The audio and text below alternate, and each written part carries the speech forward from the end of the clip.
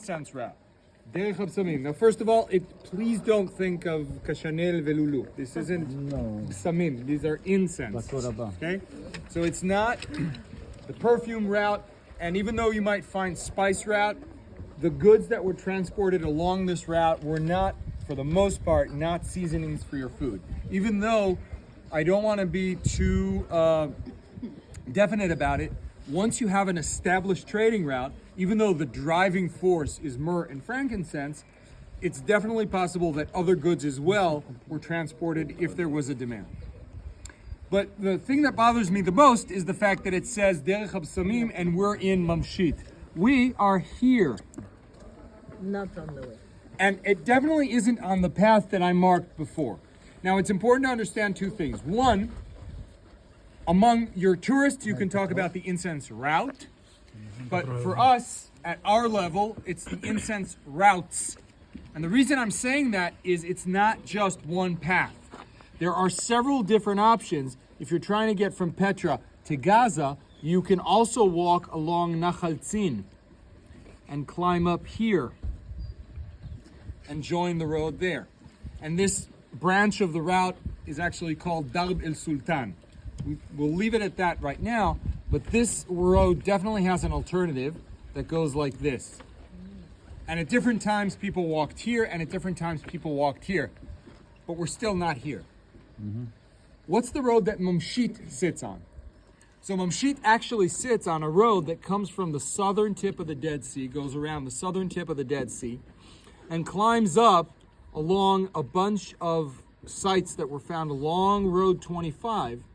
And Highway 25 generally follows the path of an ancient road that goes all the way to Beersheba, which was a very important city during Byzantine period. And in fact, if you want to see some of Beersheba's wealth and glory of the Byzantine period, you can't. You can see one house if you go to the central bus station in Beersheba. Under the floor, they left a glass floor there if you've ever been to the central bus station in Beersheba. And then following Nachal Beersheba to Gaza. So Mamshit sits on this road, but it also sits on a road that we drove on. Remember the parallel ridges of the Negev? Yeah. So one parallel ridge is Kemer Yerucham, which is here. And the other parallel ridge that we saw is Kemer Chatira, which is here. And we drove on a road that connects Avdat and Mamshit, right between them. But this road actually continues. It goes all the way up to Tel Arad. And if I go in this direction, I will follow it all the way to Ein Kudis. And in the Bible, when the people of Israel leave Egypt and they receive Torah in Sinai, now it's time to make your way into the Promised Land. How is that first attempt made? The first time the people of Israel try and come into Canaan, where do? They don't go that way. They try to. First They wanted attempt. to. 5 minutes ago, they just got the Torah. They're ready to go. And they try and do it in the most direct way possible. And what we read is, Vayishma haknaani melech Arad yoshev hanegev kiva Yisrael derech ha'atarim vayilachem b'Yisrael vayish mimenu shevi.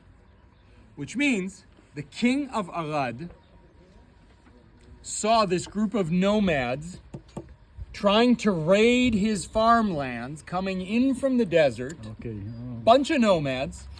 We happen to be connected to them, but it's a bunch of nomads coming in from the desert into the settled lands along an ancient road, and the king from the farmland goes against them, fights them, and is able to repel them back into the desert and even takes some of them prisoners. That's the first attempt. After that, we hear about the story of going all the way around. Just a moment, that was in Numbers 21. If you want the 21. reference. Okay? Now, beyond the fact that we see another manifestation of the conflict between nomads and settlers and all that, the name Derech HaAtarim appears there, and that's the name that we use today when we talk about this road, which actually exists to this day, in our case in the form of a modern road, but they're Byzantine period sites and Nabatean period sites and early Bronze period sites all along the same road that is where probably this attempt was made. And it's also, the section of it connects Ovdat and Mamshit. So Mamshit sits at the intersection of Derech HaAtarim and the road that comes out from the bottom of the southern tip of the Dead Sea. And another road that comes in through here is from Ein Chusub in the Arava, Ein Chatzeva, along Ma'aleh Akrabim, which is an ancient road as well, up to Ein Yorkeam and over to Mamshit. So just like Ovdat, Mamshit is an intersection of trading roads, of ancient trading roads, and it's in this sandy valley right here in the middle. And what are we missing? Water. So a lot of times we need water for a city. Ovdat, what's the source of drinking water in Ovdat? Water cistern. Yes, there's a spring 3 kilometers north of the city, but that's not the source of water. The city drinks cistern water. Mamshit doesn't even have that. Everything that these people drank was all cistern water. And just like Ovdat, I can't show you a single Nabatean thing here. Everything is a Byzantine period city, established on a trading stop along another trading road. But this isn't the incense road. What makes sense that would be transported along this road? Amen. Any kind of good from the Dead Sea. It could be salt, it could be asphalt, bitumen, could be other things from there. Maybe other things from the southern part of the Dead Sea. But if I'm transporting incense from southern Arabia, it doesn't make sense to make your way all the way up north to here and continue this way. It's not impossible. It just isn't very likely. It's much more likely that they used one of these two branches of the incense route. Okay? And that's why, even though it says so on the sign, and it's fine for your tourists, you need a bit of a deeper understanding of what the infrastructure is. Okay? Yeah. Here it continues. It can continue. We don't have important sites on this side, even though it can cross up to the Jordanian plateau and then right along that side. What's the name of the modern road? The number of the modern road that you 205, if I remember correctly, but I could be wrong. It was I saw it. 204? Yeah. 204? Sorry. 204. Okay. So we have a city on a trading route, and that's okay. There's not a stable source of water, but we already talked about that. Mamshit does have some abnormalities compared to its sisters. Now, we didn't do this up until now, and I think it's time to list the Byzantine Nabatean cities. Ovdat and Mamshit are two of them.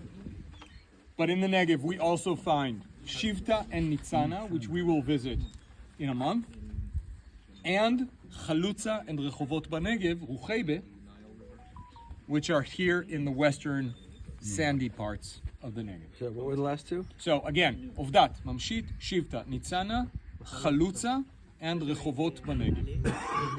Nitzana? Nitzana.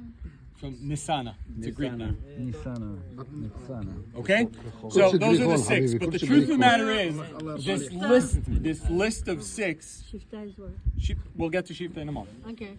This list of 6 cities was actually established by Avraham Negev, and since his research, other sites that were thought to be much smaller have been excavated and discovered to be much bigger. So I'm not sure the list of 6 is still really relevant. It will appear in maps, and these are the 6 established national parks. So these are the ones that you need to know by heart. But there's a place called Sa'adon, just outside of Chalutza, and there's a place called Moa, which we already referred to. Moa is right here, which is bigger than Avraham Negev thought. And there's even a site here in Yerucham called Meitzad Yerucham, which is much, much more than just a stronghold. It's a small village. So when does it stop being a small village and start being a city? In the Byzantine period. No, but what's the criteria to say, oh no, that's a village, that's a town? Okay. It's a little soft. And which one